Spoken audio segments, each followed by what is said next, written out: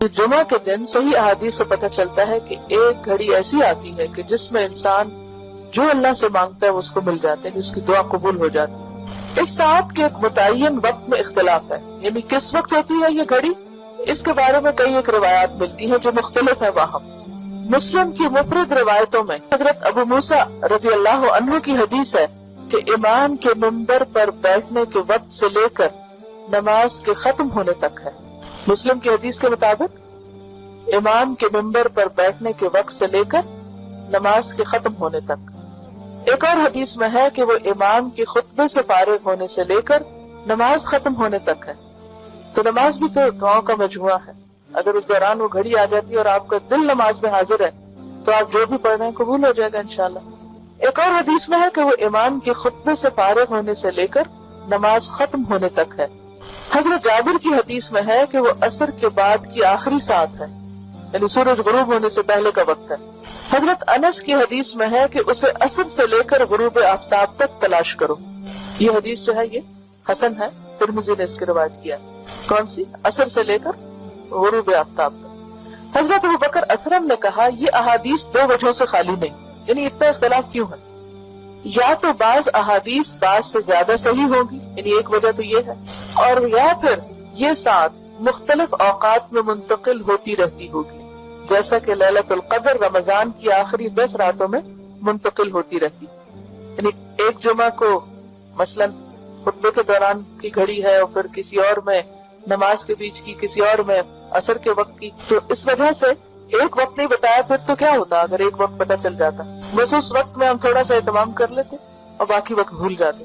یا یہ بھی ہو سکتا ہے کہ یہ سارے اوقات، یعنی اگر ایک گھڑی مس ہو گئی تو اگلی پہ آپ کیچ کر لیں اس کو، وہ مس ہو گئی تو اگلی پہ چلے جائیں، تاکہ بار بار دھیان رہے۔ یہ اللہ کی رحمت ہے کہ ہمارے لیے اتنی وسعت رکھی۔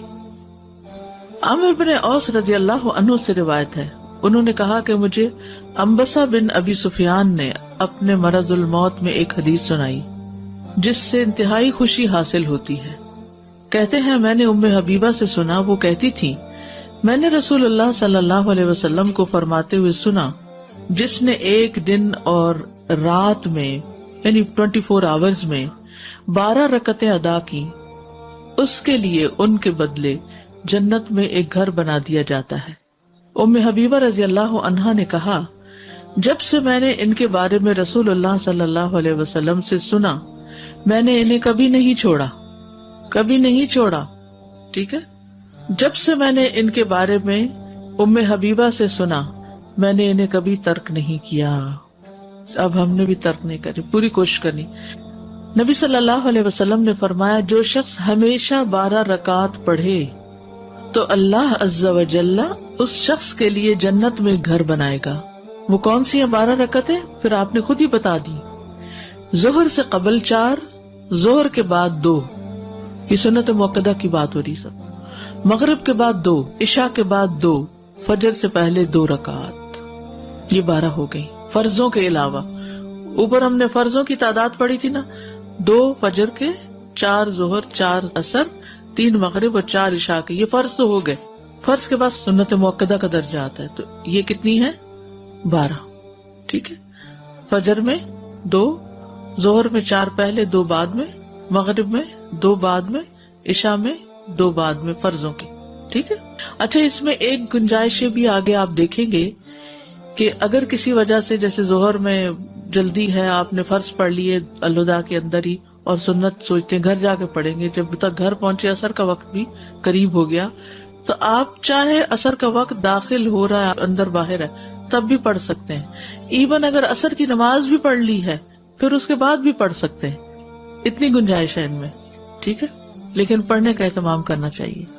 سنتیں گھر میں پڑھنا پسندیدہ ہے مردوں کے لیے بھی، تو آپ کے لیے بھی اگر آپ یہاں فرض پڑھ لیتے ہیں کہ دیر نہ ہو جائے تو جا کے گھر میں اپنی سنتیں ادا کیجیے۔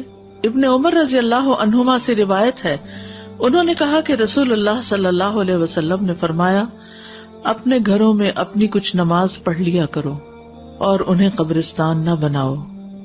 گھروں میں نماز پڑھ لیا کرو، انہیں قبرستان نہ بناؤ، یعنی ساری نمازیں باہر ہی نہیں پڑھ کے آ جانی چاہیے، چاہے مسجد ہی کیوں نہ ہو، مسجد میں فرائض اور باقی گھر میں۔